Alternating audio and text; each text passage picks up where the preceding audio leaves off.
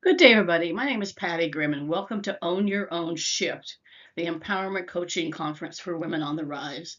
You are a woman on the rise, and you deserve to be where you are, and you deserve everything you want and desire in life. My name is Pattie Grimm. I'm an author, coach, keynote speaker. I'm also founder of a company called Advantage Consulting and Training, a passionate leader, a woman's advocate, and just a plain old badass glass kicker. So I'm in this Own Your Own Shift Empowerment Conference for Women today. I'm going to talk about my personal experiences plus the research I did of spending 3 years interviewing over 3,952 men and women leader about what makes a great woman leader, which went into my book that I'll talk about later. But it's really about 5 ways to be a strong, confident woman leader. And I want to play on this idea of shift. Shifts happen, but we need to be progressive about those shifts and think about it as how do we maximize our strength and embrace our inner resilience to overcome the challenges we have, and have the courage to continue on. It's not how far you fall that matters, it's how high you bounce back. It's about fostering optimism and hope and envisioning a future filled with possibilities. It's about seeing the world as always being an incredible place to be that we can all learn from. It's about independence and achieving our own self reliance through education and personal growth, which I'm a huge advocate for. Every time you attend an event like this Own Your Shift conference, you're investing in yourself. And we don't do that enough as women. We invest too much time and energy in everybody else and not in ourselves. And we need to think about that. It's about fearlessness, confronting the obstacles with courage and determination. Because courage isn't the absence of fear, courage is the ability to work through fear to get to the other side. It's having the determination to say, what am I learning in this challenging situation, this obstacle I'm facing? Can I get around it? Can I get under it? Can I get through it? Can I ignore it? And can I just move on from there? It's about transformation. It's about transforming, starting with change within ourselves, and then looking at the broader community at how can we help others change and thrive as being as strong as they can be. I want you to picture this. It's October of 2015. It's another Monday, a dry, damp, dreary, wet, gloomy day in Redmond, Washington, just outside of Seattle. And there's a woman on the floor in her bathroom. She's laying on that floor in a combination of tears and sweat. Beside her is her phone and her laptop, and she's literally trying to get the strength to get up to go to the job that she loves. She's been to see doctors, nurses, nurse practitioners, health healers, naturopaths. She's been to see a number of counselors of different people about what's wrong with me. I can't seem to think. I can't seem to put 2 words together in an email. I can't even cook for my family because I can't remember how to make the recipes that I love. And that woman was me, October of 2015. I had been at an organization for over 15 years. I was a rock star and I hit rock bottom harder than I ever thought I would hit, and I never thought I would recover. But I did, and I came back stronger than ever. And that's the insights I want to share with you today. I recovered because I was determined to find out who I was, what I was meant to be, and what my personal vision is for life and the legacy I want to leave in the world. And I got up off that floor and I found myself again. And I'm going to share with you some of the insights because I got to a point where I was like a puppet. I was letting everybody else control me and telling me what I should do. I was a rock star. I was on the executive potential program for this one major company that only a few people got on a year. And I hit rock bottom because I was letting everybody else tell me what to do. I was like being a puppet. Go left, go right, do this, do that. So what I learned from Ashley, who's in the picture here, who was told she was too fat, too heavy, too ugly, had too much cellulite to be a high performance model. And yet she did, and she changed the industry because she determined to say, never let anyone tell you you can't. Be you, be real, be authentic, be the kind of woman you want to be, and don't let anybody take that job away from you. Because you can control your own destiny, or you can let somebody else do that. And why would you give that power to anyone else? So the 5 principles that emerge out of all of my research and book that we'll talk about today, we'll spend more time on the first 2, 3, and then we'll kind of bleed through the last couple. What I found was in my research that every woman and every leader and man I talked to shared these 5 insights. One is about being strong, knowing yourself, and playing to your strengths.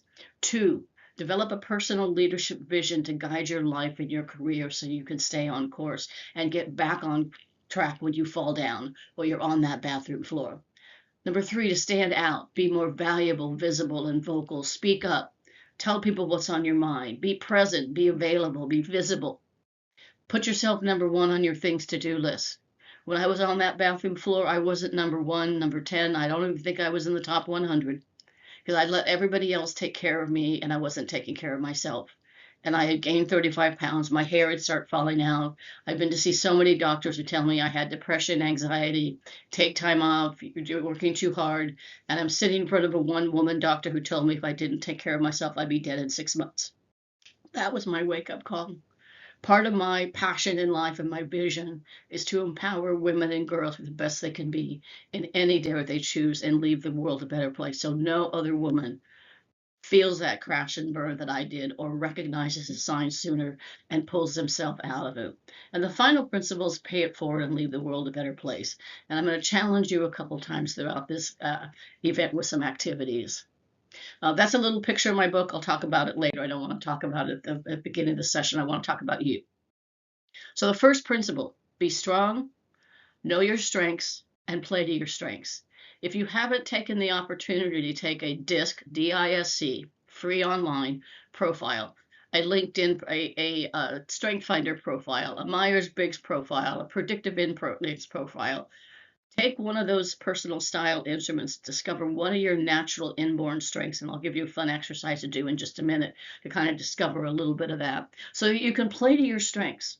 Because any professional athlete, regardless of the sport, they have a coach, but they also know what their strengths are, and they have a coach to help them reinforce those strengths. Leverage your EQ. I'll talk about that in just a second. Know yourself. Know your upsides, your downsides, what you do well, and what happens under stress. But also know others and have the compassion to understand that in today's world, the golden rule isn't good enough anymore. Your mother may have taught you treat people the way you want to be treated. But in today's multi-generational workforce, it's the platinum rule. Treat people the way they want to be treated. So know yourself, know others. And be your best self because everyone is taken. Don't try and compare, compete. Maybe you could admire certain people, but make their styles fit you. So emotional intelligence was originally started by a gentleman named Daniel Goldman, who did extensive research with people from age 2 to 80. And research around what made somebody more successful in the long term over life and their career. Was it IQ, being super, super smart? Or was it EQ, having empathy and understanding and compassion and knowing thyself? And what they found through all the research, those super smart people did well. The people who had EQ, IQ, and maybe even a little higher IQ than EQ, or EQ than IQ, did better in life and their careers and had better relationships with people. So the components of emotional intelligence is one, self-awareness.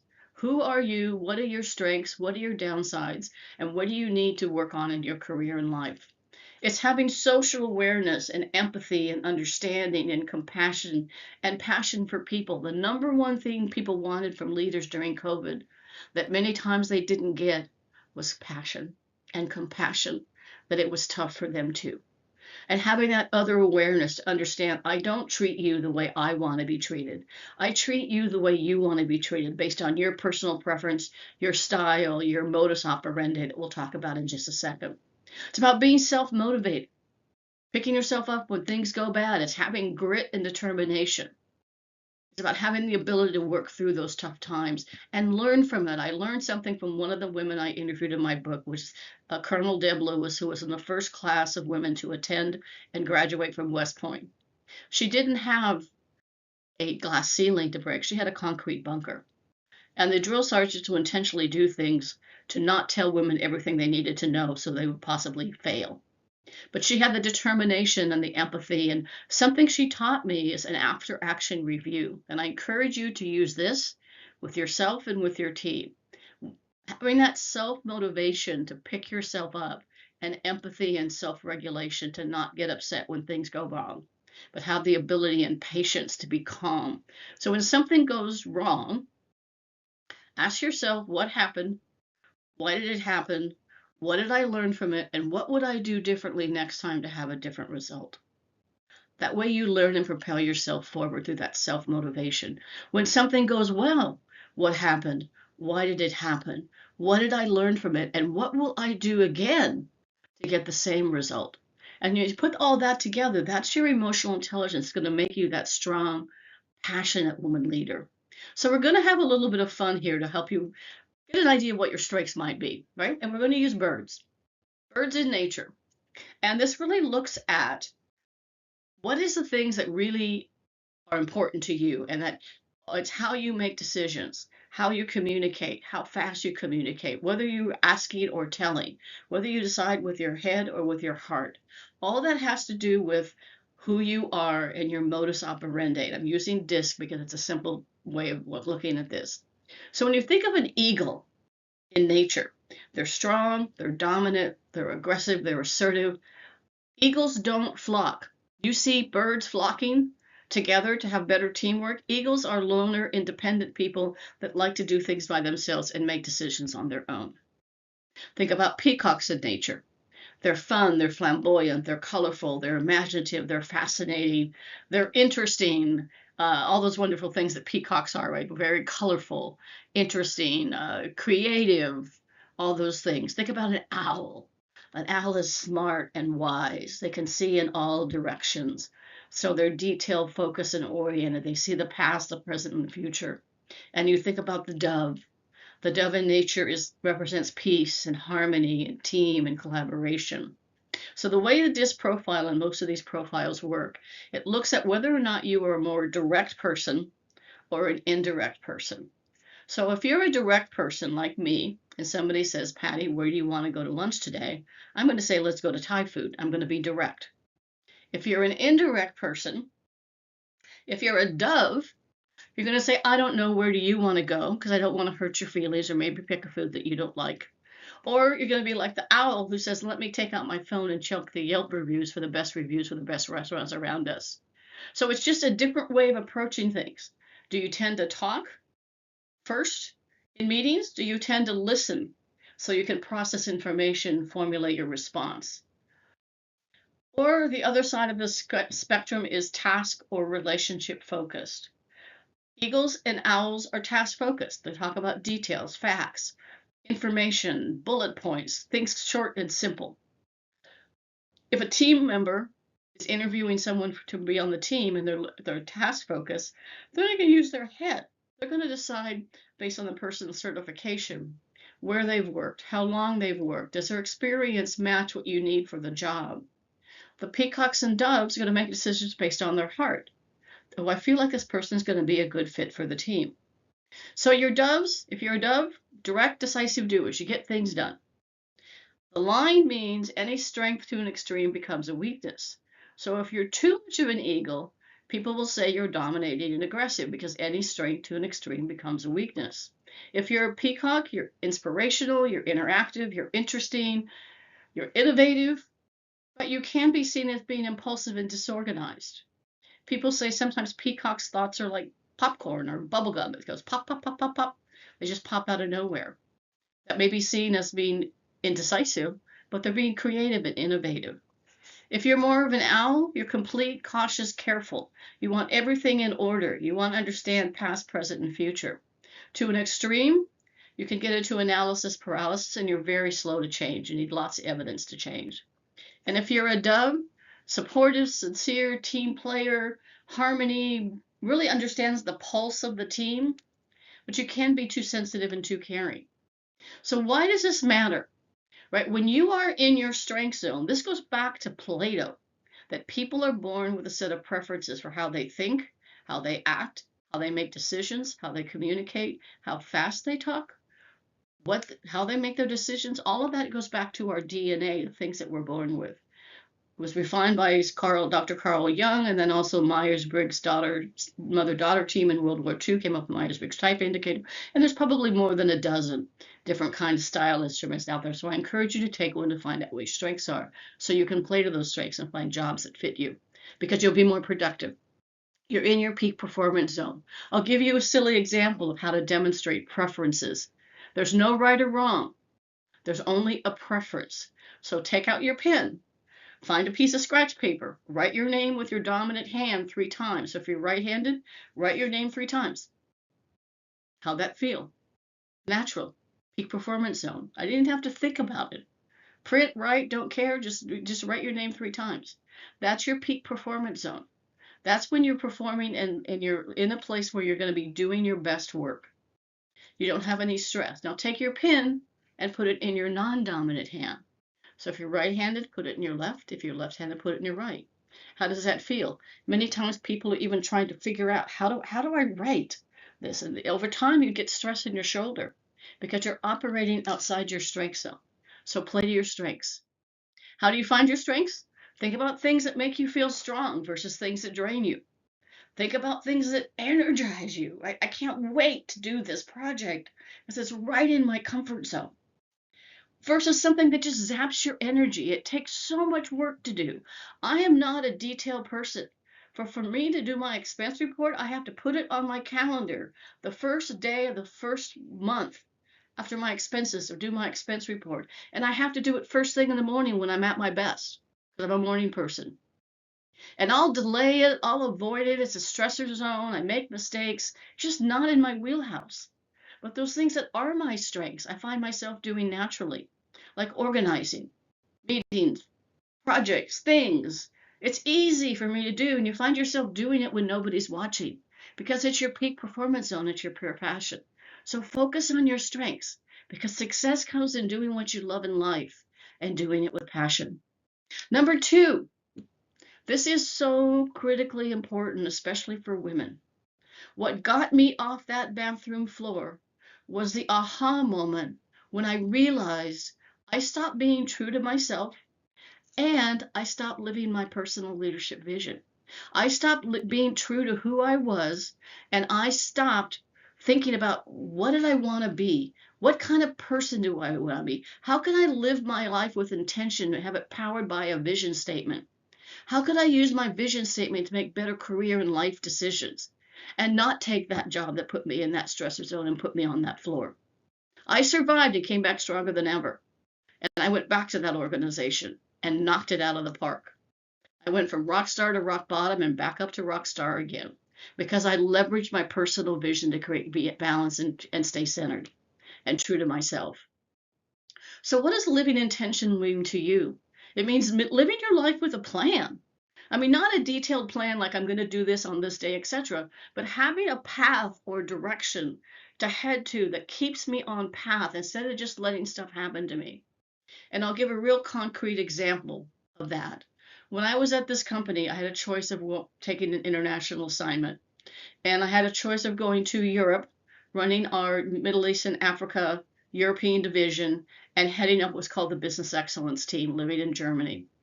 Or I had a chance to go to Asia and run our Asia Pacific region as a customer partner experience lead and running and living in Singapore. Equal jobs, equal pay, title, both exciting, challenging, all the things I wanted to be able to make a difference because that's a core part of my personal vision is to make a difference and empower people to be the best they can be and to leave the world a better place. Now, my decision was hard. And I went through all that pro and con analysis. But you know what came down to the final piece? Where could I make the biggest difference? Europe had 1,000 people on the corporate staff trying to help people make a difference in their local countries and their local regions across all of Middle East and Africa. 1,000 people. Singapore had 160. With a more diverse region, with more countries, ranging from India, Japan, China, with hundreds, thousands of people on the local staff, to Sri Lanka that had 4 people. Where could I make the biggest difference?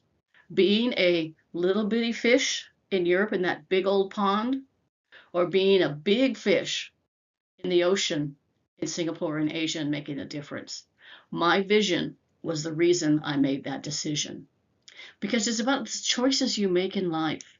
And it's about when you activate your personal vision and you're living with intention, you activate a chemistry in your brain that helps you perform better. That dopamine, endorphins, all those things come out. So here's how you go about your personal vision. First, what is a personal vision? It became really popular hundreds of years ago, maybe even thousands of years ago, when a couple of scientists were doing research why some countries like Rome, Greece, Egypt, the UK, and the United States, why these countries had gone from nothing with very limited resources and became the powerhouse of the world. It's because they had a vision. They had a vision of a future that was fundamentally better than currently exists. Your vision statement is a statement about who you want to be, how you want to be known, the legacy you want to leave on the world. It's about a desired future state for your life that's fundamentally better than currently exists. It's a roadmap to guide your why. Why did I make that decision to move my family to Singapore? Because I was going to have a more chance to make a difference. It's a signpost to keep you on course. That's what got me off the floor, to realizing I needed to relive my vision and make a difference, empower people to be the best they can be and leave the world a better place. It's a gauge to guide your action in the right direction, and it's a compass to keep you on track. So here's how you're going to do it. Little girls with dreams become women with visions. This is your homework assignment. And if I had a way of finding you, I would follow up with you, or you could email me my contact information at the end and tell me about your personal vision statement, because this is really, really important. I want you to imagine you're going to be on your favorite show. TV show, like when I did this, I was sitting on the shores of Lake Washington for a week, a couple hours every day, trying to recreate my vision. I was on the Oprah show many years ago. Then it became Ellen, then it became Kelly, now it's Jennifer, and who else has a talk show, or your favorite podcast, or your favorite magazine. And I want you to imagine that they're going to write a story about you as a great, strong, confident, empowered woman leader in 5 years. What do you want that article or that story or that broadcast to be about? What words and adjectives would you want people to be saying about you? What's the legacy you want to leave on the world? She was strong, confident, authentic, compassionate, trusted, respected. Write down all those words and adjectives, and then go back to that favorite place. Take your favorite pen, your favorite journal, and continue to add words and subtract words until you come up with about 16 words or less. That's going to be your personal vision statement. My short personal vision statement is to make a difference. Every decision I make on what clients I work with, what coaching clients I take on, what work I do in my nonprofit pro bono work, all has to do with the fact of whether or not I can make a difference and leave the world a better place. The longer version is Patty is a strong, confident, empowered woman leader who makes a difference by empowering people to be the best they can be and leaves the world a better place. And then I want you to use it. I want you to use it to make decisions. I want you to use it to keep your life in alignment. Because when you live your dreams to the fullest, when you live life to the fullest, you follow your dreams and you don't let anything stop you. Use it to make career and life decisions like I did. And use it to get back on track, to get yourself off that floor. Because vision without action is merely a dream. Action without vision just passes the time. You wake up 25, 30 years later and say, how did I get to where I am in my career? But vision with action can change the world. I am, and so can you. So number 3, leverage your strengths and become a master at your craft. Whatever you are doing or want to do, your passion, I always tell people, make your passion your vocation. Whatever you want to do, become a master at that craft. Take every certification, every free online course, every free course your company offers. Attend conferences like this Own Your Shift conference to empower yourself so you can educate yourself, empower yourself, and elevate yourself to higher level of performance. You've also got to be visible and vocal. Arrive early at that meeting. Take a seat at the table. Research shows people who sit at the table, voices get heard. People that are sitting on the sidelines, their voices don't get heard as much. Speak up, raise your hand. If you're in a Zoom meeting, you only have to look nice from the waist up. When COVID hit, I invested in a lot of nice little sweaters and tops and some inexpensive Kohl's JCPenney jewelry. so I could look decent from waist up. And I usually have my sandals or my slippers or a pair of yoga pants on. But be visible, be seen, be vocal. Make sure when you sign on to Zoom that you're the same picture and size of everybody else so that you're seen and you're visible, valuable, and vocal. Too many women wait for somebody to come along and tap them on the shoulder and say, here's your perfect job. Well, you wait way too long. You have to go for every job I ever got in life in my 30-year career. I went after. I went after that international assignment. I went to my boss and said, I'd love to have an international assignment. Can you help me? And she did. And I landed an incredible job and had an amazing life living in Singapore for 3 years and traveling the world. So you can do that too, but you've got to be visible, valuable, and vocal. If you're more of an introvert, ask for the agenda ahead of time so you have a chance to formulate some questions. Raise your hand. Sit in the front couple rows of the meeting. Don't sit in the back. Be visible, be valuable, be vocal.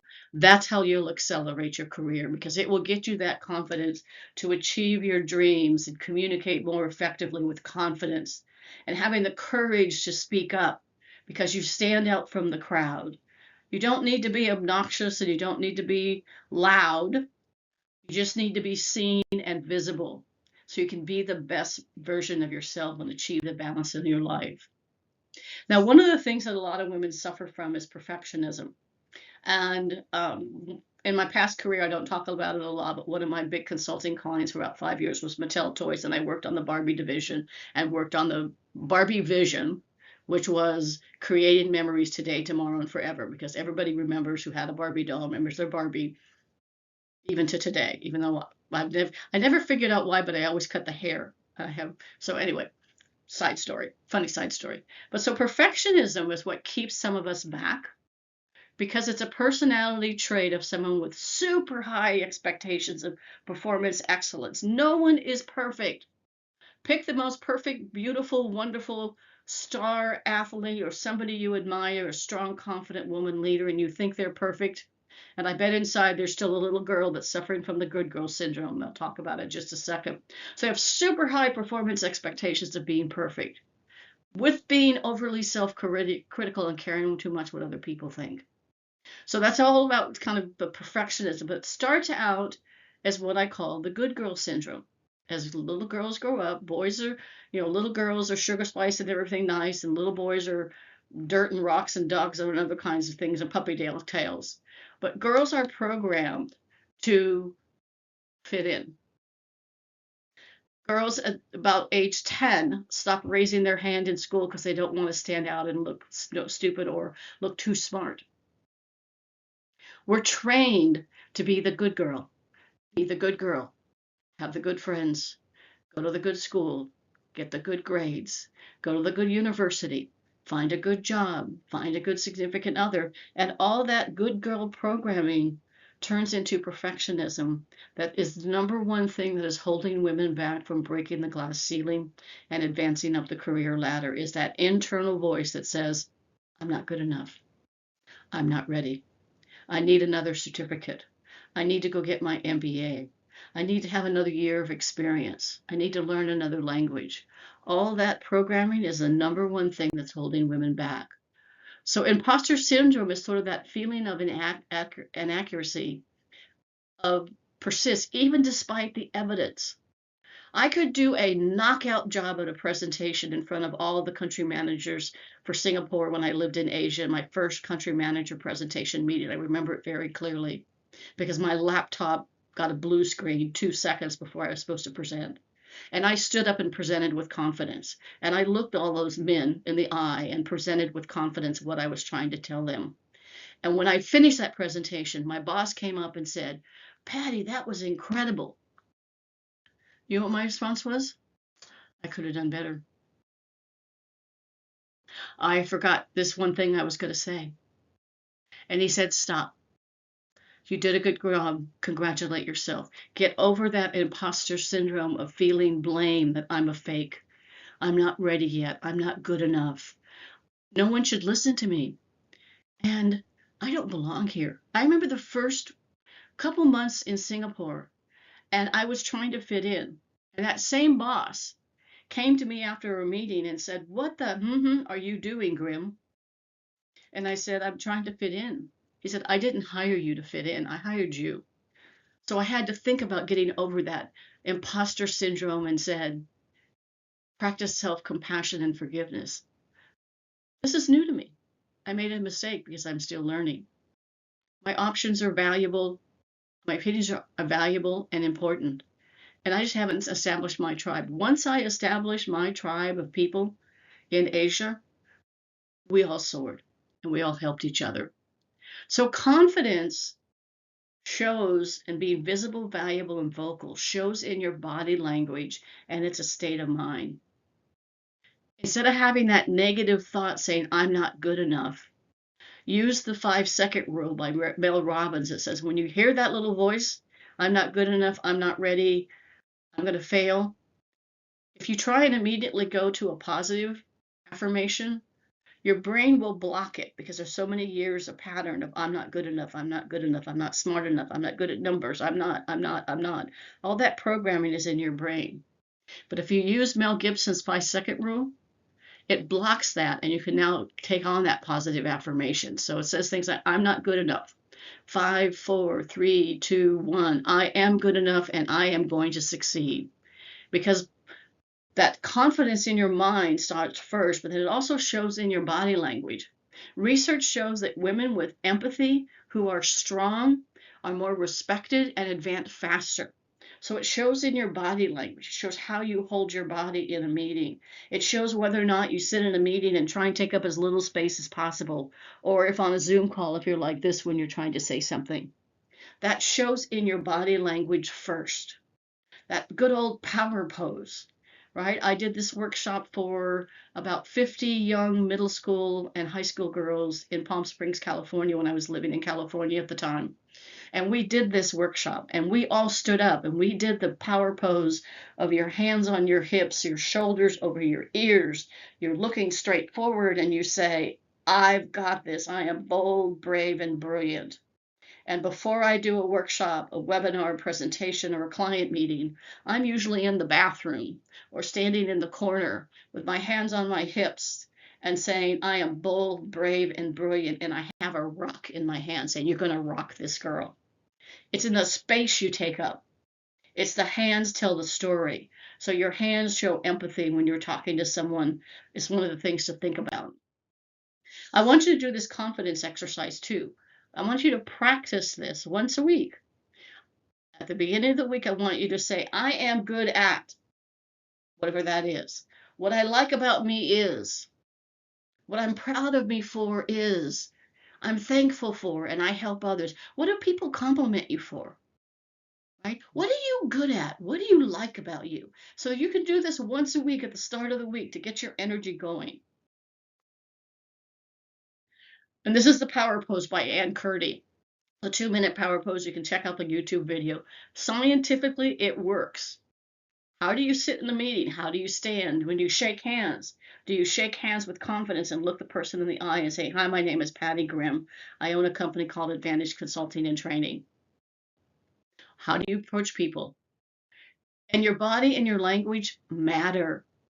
Stop apologizing for that book that was very popular, but stop saying things like, I'm only just a programmer. I'm just a first line supervisor. I'm just a VP. Stop saying things like, this is a dumb idea, but change that, reframe that thinking to say, hey, based on my experience and research, this is what I think we should do. Avoid looking down and avoiding eye contact. Stop sitting in the back of the room and on the sidelines. You won't be visible, valuable, and vocal. And avoid what's called up talk, which used to be Valley Girl, where you end a sentence with a question because it sounds like you're questioning your own ability, because you have to picture yourself being confident and successful. Use those power symbols, those rituals. Believe in yourself and have a growth mindset, and practice that after action review to continue to grow. Some people have a performance confidence and call it outward bravado, but remember, choose to be confident and say, I got this. Do it till you own it. Don't fake it till you make it. Have the courage to do the right thing and choose your words carefully. Don't listen to naysayers and the negative Nelsons out there.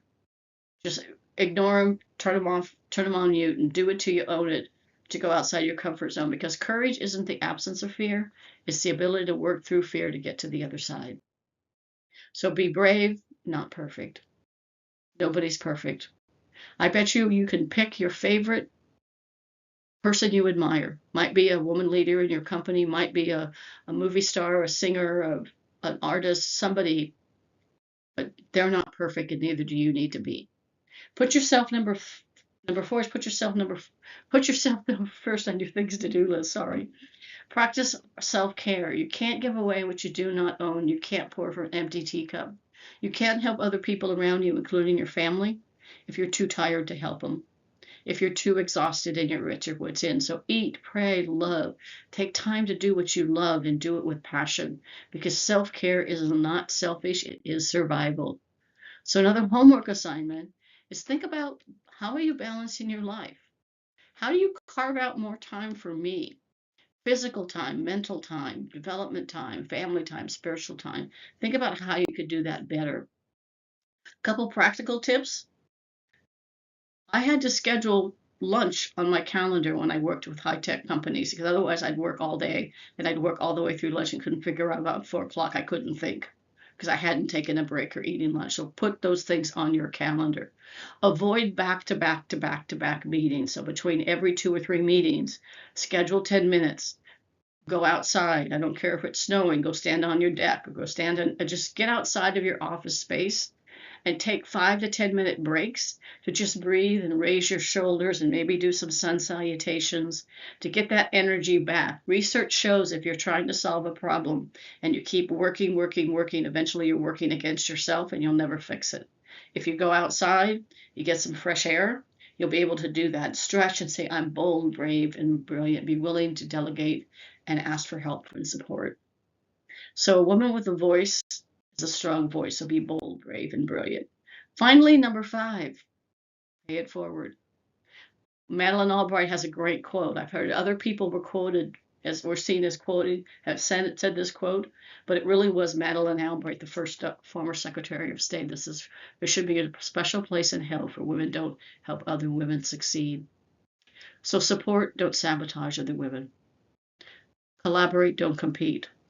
I remember having a conversation with a very high-level female legislator when I was working at the state capitol for a while, and trying to get some laws passed for women, including the fact that in the state of California, you can no longer ask someone what they made in their past job, because that limits the ability for women to earn future capacity and future earning dollars.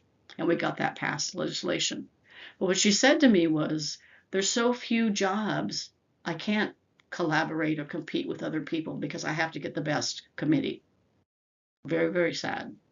Amplify other women's success and speak up for her. If you're in a meeting and Sally has a great idea, but it doesn't get heard, I want you to speak up and say, hey, I think Sally had a great idea. I think we should explore. And raise brave girls and compassionate boys. So find a mentor, a sponsor, an ally. Pick one, pick all of them. It doesn't matter, but find someone within your organization at a different group that can provide a coaching and advice. That's what a mentor does. A sponsor is someone like my boss that sponsored me within the organization, who was willing to promote me and say I was ready for an international assignment, and someone who's ready to go to bat for me. And then allies are groups of people around you that will stand up for you, will advocate for you, be willing to go to bat, and all of the above things that are there. So why do it? Gain visibility in the company, get advice from a senior person, improve your career, avoid political mistakes. But how to do it? Why do you want to mentor? What areas do you want to grow in and be successful, and pick someone with credibility within the organization? Ask them to meet you for virtual or personal coffee. Ask them to be your sponsor and be clear about what you want from them, and then honor and respect their time. So here's another homework assignment. Identify 3 potential people to be mentors. Identify why you want them to be your mentor. Put a completion date on your calendar. Write an intro meter and call, and do it and rinse and repeat if needed. So when women support each other, incredible things happen. So I want you to think about this. What are the things you want to start doing to be a more effective and confident women leader? What are the things you want to continue doing? And what are the things you want to stop? So think about that as your action plan. And if plan A doesn't work out, there's 25 other letters in the alphabet. So your 4 essential steps is show up and do it till you own it. Stand out and be your best self. Walk your vision and why, and grow and move on and continue to assess with confidence, courage, and compassion. Be a woman so your daughter has a role model and your son knows what to look for when he's a man. And here's my contact information. The QR code and the code for my book is there. If you want to reach out to me, that's great. I do. My specialty is I have 2 programs about empowering women to go from burnout to breakthrough and stagnation to success. One is an individual and small group coaching program called Empower Her. The other is a Leader Her program, which is for organizations or associations that are interested in developing a 6 or 8 month program to empower their women leader and educate and empower and elevate women leaders. Thank you and have a